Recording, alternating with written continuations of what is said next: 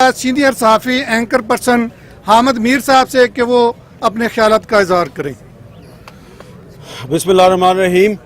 सबसे पहले तो यहाँ जितने भी सहाफ़ी और सिविल सोसाइटी के लोग, पॉलिटिकल पार्टीज़ के लोग, वकला बरादरी के लोग, स्टूडेंट्स और लोग यहाँ पे आए हैं, आप सबका शुक्रिया।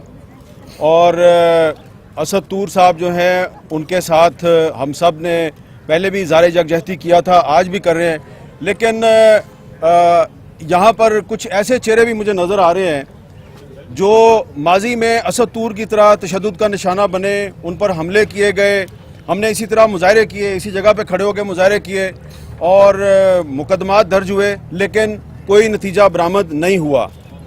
अब एक करेला ऊपर से नीम चढ़ा।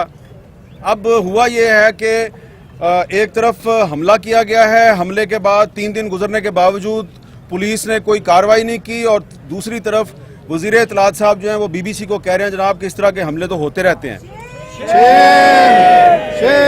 तो अब हमें जो है ना एक लाउड मैसेज देने की ज़रूरत है, और मैसेज देने से पहले मैं आपके सामने एक एतराफ़ करना चाहता हूँ। और वो एतराफ़ ये है कि मुझे कुछ अरसे से ये लग रहा है कि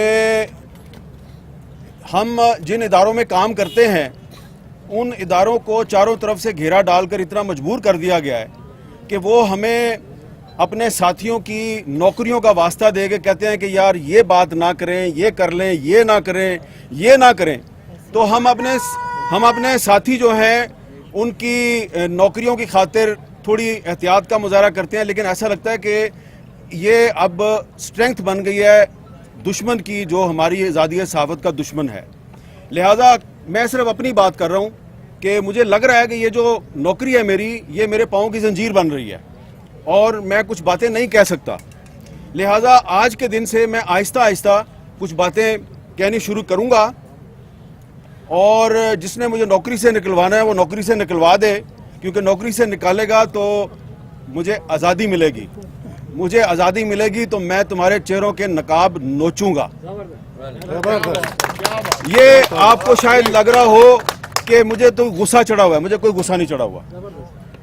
गुस्सा इसलिए नहीं चढ़ा हुआ कि ये जो नौजवान मेरे साथ खड़ा है, पहले आपने इसको मारा, इसके घर में घुस के मारा, और फिर आपने एक दूसरे को टेलीफोन कॉलें की और पर्सनल मीटिंग्स में कहा हमने घर में घुस के मारा।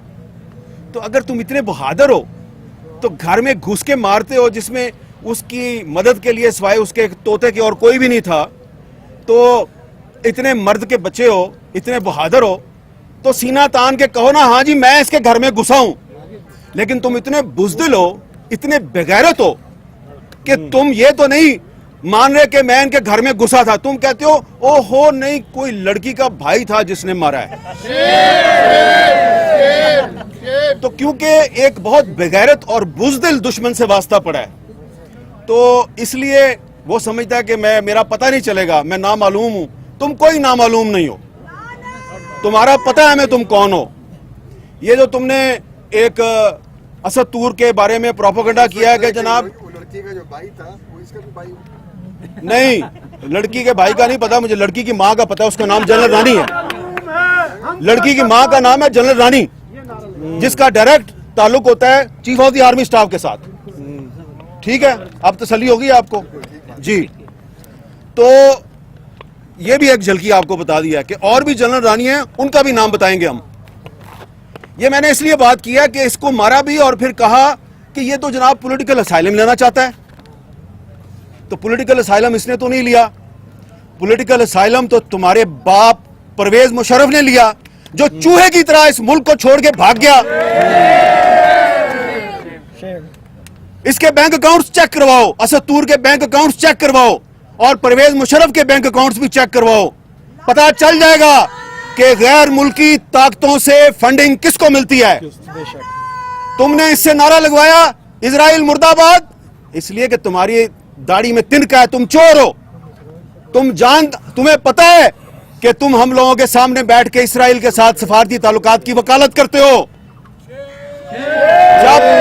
जब तुम लोग पाकिस्तान के मीडिया को इजराइल के हक में एक नैरेटिव बनाने में नाकाम हो जाते हो तुम देखते हो ये मीडिया तो हर वक्त इसराइल की मुखालफत ही करता रहता है, तुम्हें इस पे बड़ा गुस्सा आता है। तुम फिर कभी मतीउल्लाह जान को उठा लेते हो, कभी अबसार आलम को गोलियां मारते हो, कभी असद तूर को उठा के घर में घुस के मारते हो। फिर तुम्हारा एक और भी प्रॉब्लम है, तुम कहते हो जी हमारे टैंकों को जंग लग गया, हम लड़ नहीं सकते, इंडिया से दोस्ती कर लो। और मीडिया पे शिकवा होता है, मीडिया वालों तुम हम इंडिया से दोस्ती करना चाहते हैं, तुम हमारे साथ ताउन नहीं करते, तो तुम मीडिया को फेंटी लगाते हो कि मीडिया जो है ये इंडिया के साथ दोस्ती में हमारे नए नैरेटिव जो है उसकी मदद नहीं कर रहा। तो इजराइल के मामले पर और इंडिया के मामले पर ये मीडिया जो है ये उस नैरेटिव पे खड़ा है जो पाकिस्तान के अवाम का नैरेटिव है, जो कायदे आज़म मोहम्मद अली जिन्ना का नैरेटिव है। हम उसी नैरेटिव पे खड़े रहेंगे। तुमने मादरे मिल्लत फातिमा जिन्ना को भी गद्दार कहा और आज तुम असद तूर को भी गद्दार कह रहे हो, तो लिहाजा ये भी गद्दार है तो मैं भी गद्दार हूँ, यास्मा शराजी भी गद्दार है, फौजिया शाहिद भी गद्दार है, मुनीज़ जहांगीर भी गद्दार है, तायरा अब्दुल्ला भी हम सारे गद्दार हैं, क्योंकि आपके बाप दादा अयूब खान ने फातिमा जिन्ना को गद्दार कहा था। तो जो मुनीज़ जहांगीर ने थोड़ी सी बात किया ना, मैंने उसको जरा थोड़ा आगे बढ़ा दिया है कि अब अगर आप हमारे घर में घुस के मारेंगे ना हमें, तो हम आपके घर में तो नहीं घुस सकते, आपके पास टैंकें और बंदूकें हैं, लेकिन हम आपके घर के अंदर की बातें आपको बताएंगे और ये भी बताएंगे कि किसकी बीवी ने किसको क्यों गोली मारी और उसके पीछे कौन जनरल रानी थी। समझ आ गई है ना मैं क्या कह रहा हूं? अब अगर आइंदा किसी सहाबी के घर में घुस के तुमने उस पर तशद्दुद किया, हम बताएंगे कि तुम्हें तुम्हारी बीवी ने गोली क्यों मारी। बस इतना ही बताना था। Thank you very much. बहुत आला मीर साहब, बहुत आला।